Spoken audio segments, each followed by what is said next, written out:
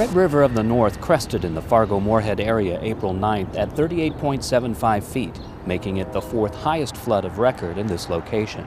Officials don't expect a second crest, but the red continues its surge northward towards Canada, threatening many small communities along the way. Several of these towns, like Hendrum, Minnesota, have requested Corps of Engineers assistance in fighting this flood. The wild rice is fairly close to town. It's, within a half a mile east of town, but they're seeing a lot of overland flooding from the red. So Hendrum is experiencing flooding like it's not really seen in the past.